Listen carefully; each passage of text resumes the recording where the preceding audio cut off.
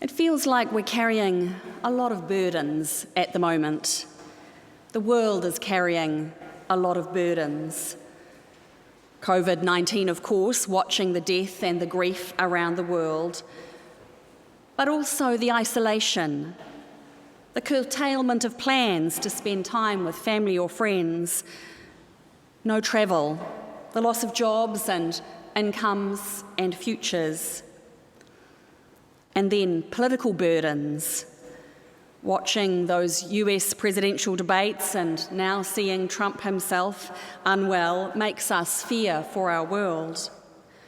Seeing the climate crisis and other urgent needs being sidelined while we focus on COVID, that's worrying too. And we've got the burden of choices coming up in our election. A challenging election and 2 challenging referendums. Compared to the rest of the world, of course, we're doing so well, but that doesn't change the reality of loss of jobs for some and rising anxiety for many. If you're a student missing out on your final prize giving at school, or a university graduate missing graduation and your OE, or a hotel worker with very limited hours or no job, or someone with all their family on the other side of the world, the fact that we're doing better doesn't really help your sadness and disappointment. Burdens. Jesus says to his disciples that his burden is light. If they stop trying to be like the know-it-all Pharisees and become instead like infants and trust him, then they will find rest for their souls. Sounds fabulous, like a walk on the beach or sitting in hot pools, whatever helps you relax and forget your worries. But is that real, or is it just a short respite and then all the burdens come rushing back at you?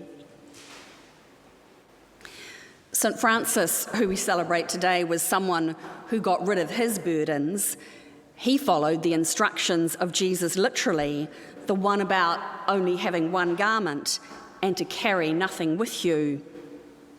And around the year 1200, he literally gave everything away, all his wealth, and he was quite wealthy, and he founded a community of people who lived very simply and very humbly.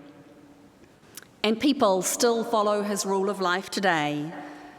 Monks and nuns, but also lay people who belong to the Third Order of St. Francis, and we have quite a number of those in our congregation.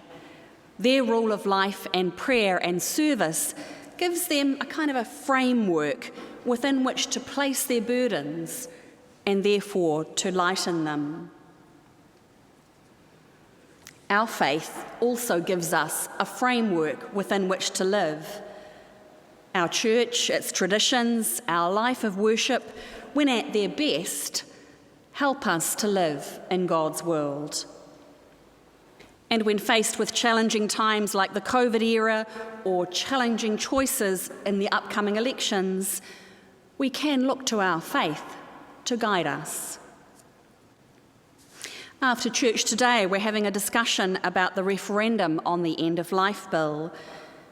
We're particularly blessed to have a group of medical practitioners in our parish, and so last year we began a conversation with them around this topic, and today we're having another.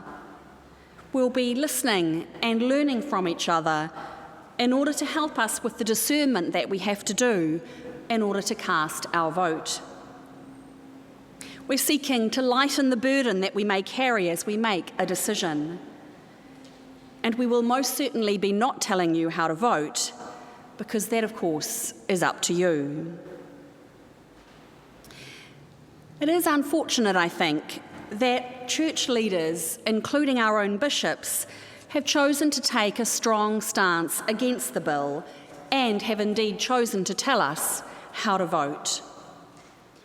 As far as I am aware, there has been no consultation with the church at large about how we might come to a common mind or even agree to some common questions that we would like to ask each other.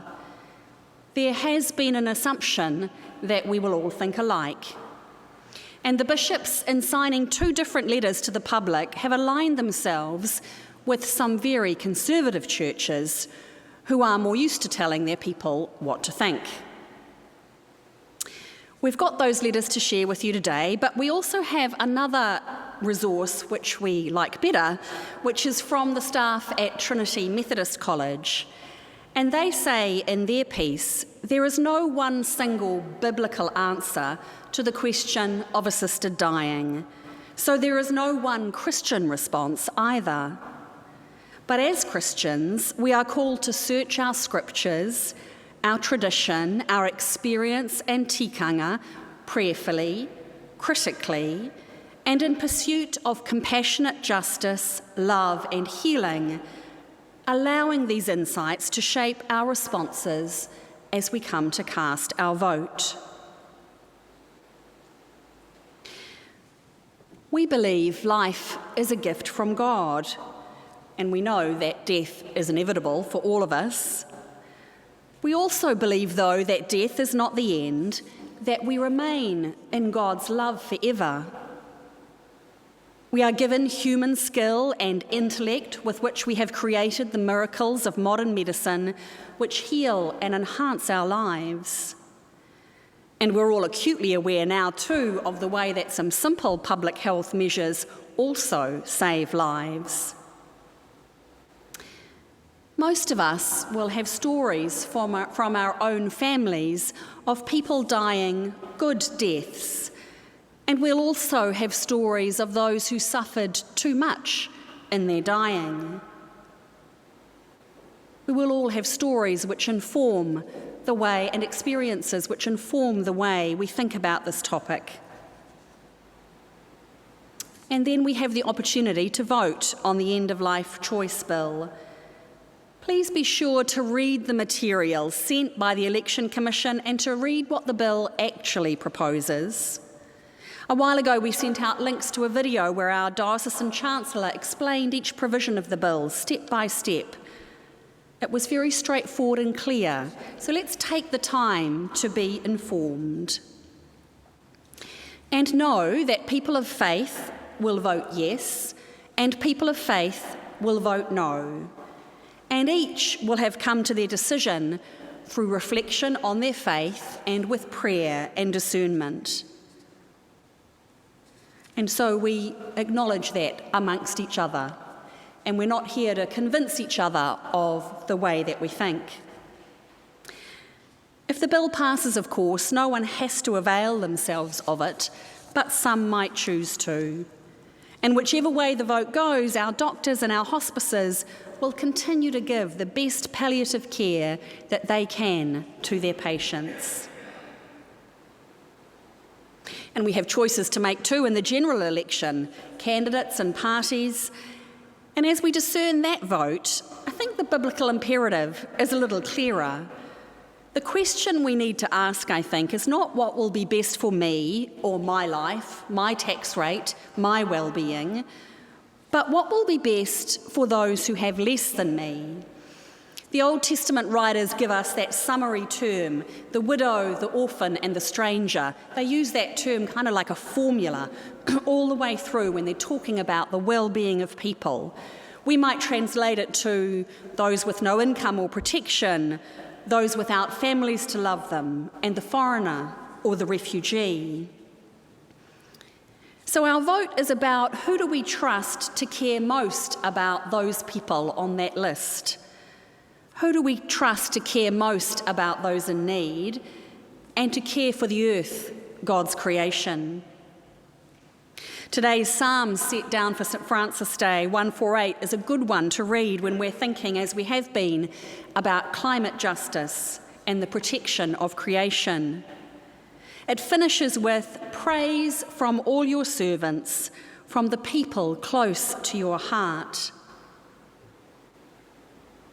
So if we are close to the heart of God, like St. Francis or St. Matthew, that far from perfect tax collector who we thought about last week, if we're close to the heart of God, we can lay our burdens down.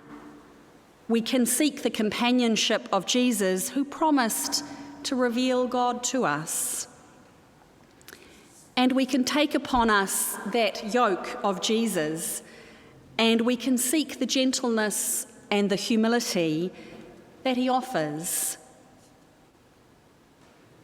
And then with that mind, we cast our votes and we seek to carry on serving our community in the name of Jesus as best we can.